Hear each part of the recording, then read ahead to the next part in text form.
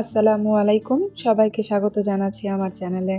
আজকে আপনাদের সাথে শেয়ার করছি সাধারণ কিছু মশলা দিয়ে অসাধারণ স্বাদের গরুর মাংস রান্নার রেসিপি। সবার হাতের গরুর মাংস রান্নার স্বাদ কিন্তু একরকম হয় না। আজকে আমি আপনাদের সাথে যে রেসিপিটি শেয়ার করছি, এভাবে রান্না করলে গরুর মাংসের স্বাদ হবে অতুলনীয়। সো দর্শক, আর কথা না বাড়িয়ে চলুন দেখে নেওয়া যাক রেসিপিটি। মাংস রান্নার জন্য এখানে আদা রসুনটা থেতো করে বা ছেঁচে নিচ্ছি। মাংসের মধ্যে আদা রসুন পেস্ট ব্যবহার করছি না, তাই এগুলো ছেঁচে নিচ্ছি। রসুন নিয়েছি 3টা, আর আদা ছেঁচে নেওয়ার পর 3 টেবিল চামচ হয়েছে। এদিকে চুলায় পানি দিয়েছি, পানিটাকে গরম করে নিব। মাংস রান্নার ক্ষেত্রে এই গরম পানিটাই ব্যবহার করব। তো পানির মধ্যে বলক উঠে গেছে, এটা চুলা থেকে নামিয়ে নিচ্ছি। 2 কেজি গরুর মাংস পরিষ্কার করে ধুয়ে নিয়েছি। হাঁড়িতে দিয়েছি 1/4 কাপ তেল, এলাচ, দারচিনি আর তেজপাতা দিয়ে দিলাম। এই মশলাগুলোকে একটু ভেজে নিব। দিয়ে দিচ্ছি ছেঁচে নেওয়া বা থেতো করে নেওয়া আদা আর রসুন। এই রান্নার ক্ষেত্রে অবশ্যই আদা রসুন থেতো করে ব্যবহার করবেন, এতে রান্নার স্বাদটা বেশি ভালো হবে। অল্প একটু পানি দিয়ে দিলাম, তা না হলে মশলাটা পুড়ে যেতে পারে। এই পর্যায়ে দিয়ে দিচ্ছি 1.5 টেবিল চামচ জিরা বাটা, 1 চা চামচ ধনিয়া গুঁড়া, 1/2 চা চামচ হলুদ গুঁড়া, মরিচের গুঁড়া দিয়ে দিলাম প্রায় 2.5 চা চামচ, লবণ দিয়ে দিলাম 1.5 চা চামচ। যেহেতু গরুর মাংস একটু ঝাল না হলে ভালো লাগবে না, তাই মরিচের গুঁড়াটা একটু বাড়িয়ে দিলাম। আর এখানে কিন্তু আমি কোনো কাঁচা মরিচ ব্যবহার করছি না।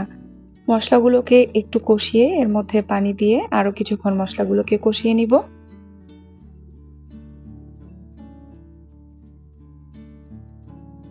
তো এই পর্যায়ে দেখতেই পাচ্ছেন তেলটা উপরের দিকে চলে এসেছে। মাংসটা দিয়ে দিচ্ছি।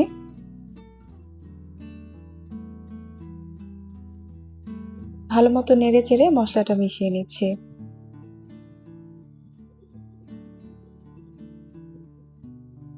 এই পর্যায়ে 1 কাপ পেঁয়াজ কুচি দিয়ে দিলাম।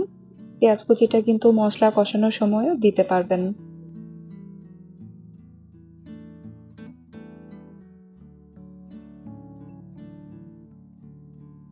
দেড় কাপ গরম পানি দিয়ে দিচ্ছি মাংসটা কষানোর জন্য। তো এভাবে মাংসটাকে কষিয়ে নিব আমি প্রায় 1.5 ঘন্টার মতো। 3 বার পানি দিয়ে মাংসটাকে পরপর কষাবো। এর মাঝে ঢাকনা খুলে তো নেড়ে চেড়ে দিতেই হবে।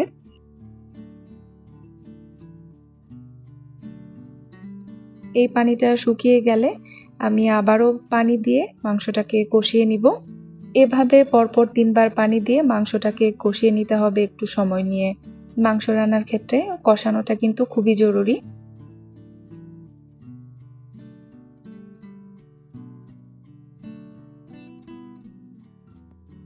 এই পর্যায়ে মাংসটাকে 2 বার কষানো হয়ে গেছে, দেখতেই পাচ্ছেন ঝোলটা শুকিয়ে গেছে।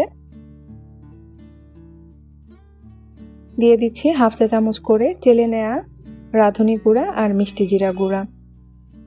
রান্নার শেষের দিকে এই মশলাটা আরো একটু অ্যাড করব, তাই এই পর্যায়ে কম করে দিলাম।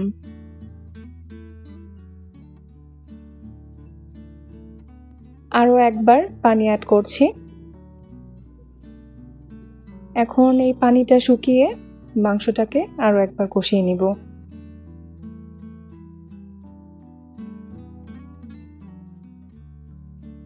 তো মাংসটাকে কষিয়ে নেওয়ার পর এই পর্যায়ে অফ ক্যামেরায় ঝোল আর আগে থেকে সেদ্ধ করে নেওয়া আলু দিয়ে দিয়েছি।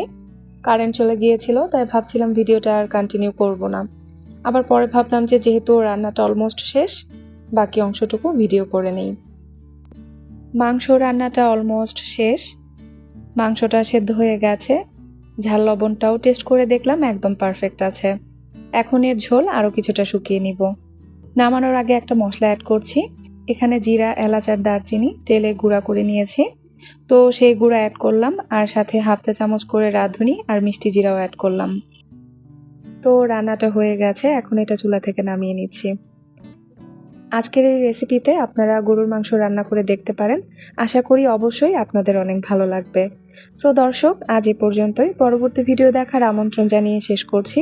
সে পর্যন্ত সবাই সুস্থ থাকুন, ভালো থাকুন। আল্লাহ হাফেজ।